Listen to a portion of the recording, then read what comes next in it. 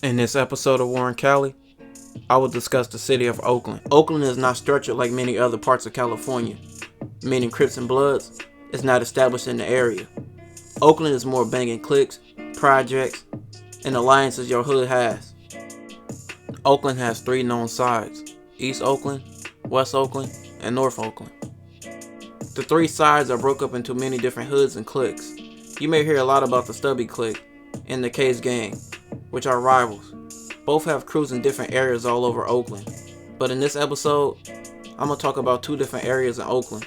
Both hail from West Oakland, one being Ghost Town and the other being the Acorn Projects. The worst thing about this beef is that both neighborhoods used to be cool. The first time I ever heard of the Acorn Projects, I remember being a little kid watching a DVD called Hood to Hood, where this dude was traveling all over America and interviewing dudes from hoods all over. He went to the Acorn Projects and did an interview with a dude named Mac Blast. Behind me, man. These high risers, man. You know what I mean? You know, it's all Acorn, though. You feel what I'm saying?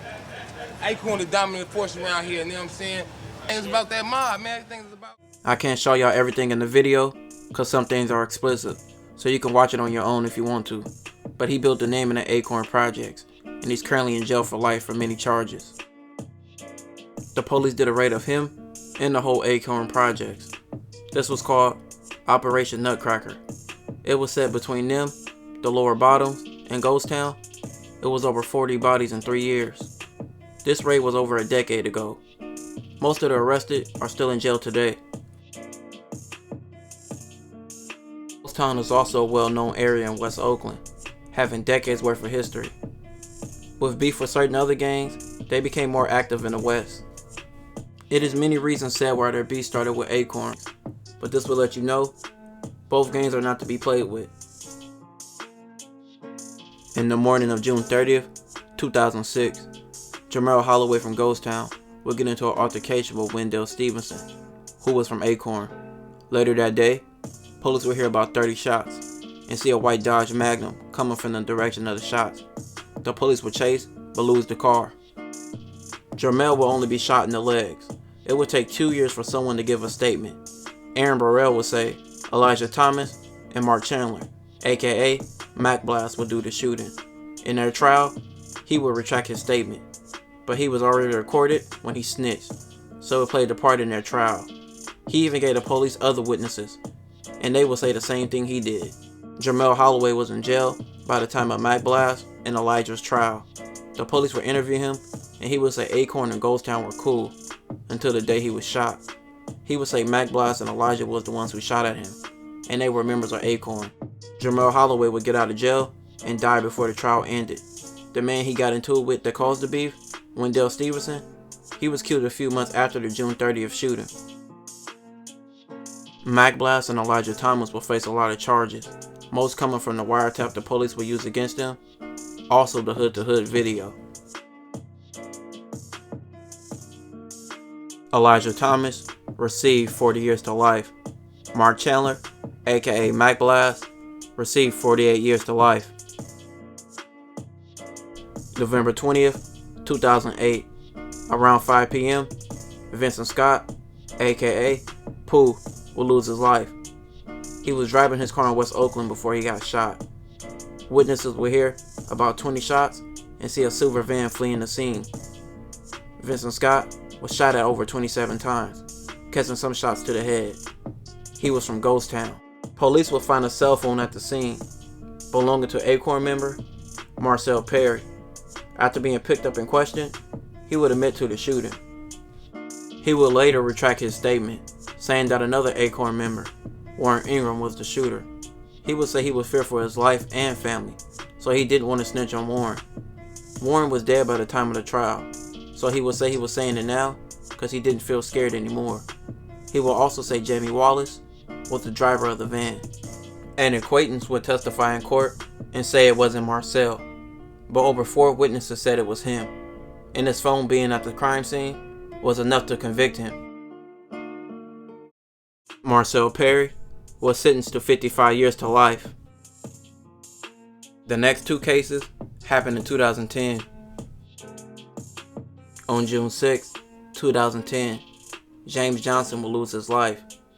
Ernest Prescott from Ghost Town will be driving with Armand Turner, Jason Jones, a few females, and other Ghost Town members. They wanted to buy some weed, so they were on their way to an area called the Lower Bottoms. On the way, they would drive through Acorn. Jason would convince Armand, the driver, to stop and park because he seen an Acorn member known as Birdman, who he had beef with in the past, with Birdman knocking out his tooth in jail. Ernest and Jason would hop out and entered Acorn. They didn't see Birdman, but they seen James Johnson. They would fire multiple shots at him, and he would lose his life. A woman that was in a car, LaQuisha Williams, would snitch. She would tell the police about them running to the car with guns and also about hearing gunshots. A female friend of James Johnson, who was a part of the gas team, a clique in the Acorn projects, would give a description of both Ghost Town members. And the whole shooting was captured on camera. 2 days after the shooting, Ernest Prescott and Jason Jones would be picked up.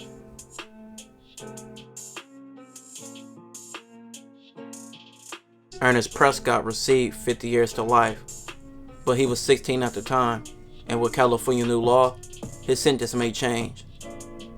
Jason Jones will be acquitted.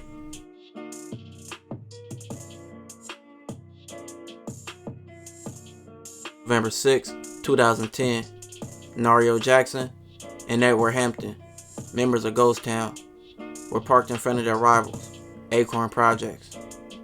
3 to 4 men would push up on them. One of the men was Deontay, aka Birdman, a member of the gas team at Acorn Clique. Another man with a hoodie would pop up and air the car out.